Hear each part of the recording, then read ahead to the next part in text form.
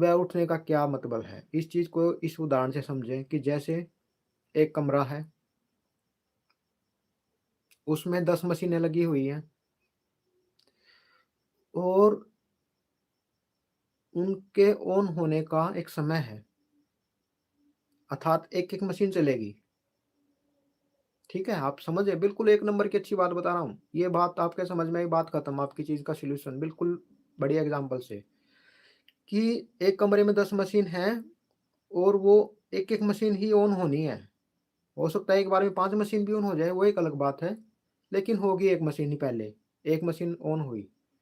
फिर उसके बाद क्या हुआ कि वो 10 की 10 मशीनें ऑन होएँगी, तो उस कमरे में कितनी अशांति होगी, तब कितना शोर-शराबा होगा।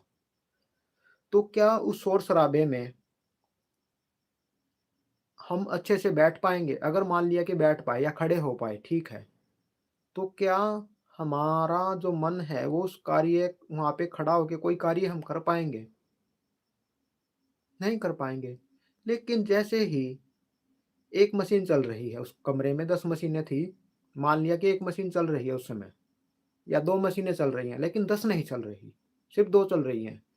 अगर 2 मशीनें चल रही हैं, तो हम वहाँ पे खड़े होके कुछ ना कुछ कार्य कर सकते हैं अपना, पढ़ाई का, लिखाई का या कोई और भी काम, कुछ भी।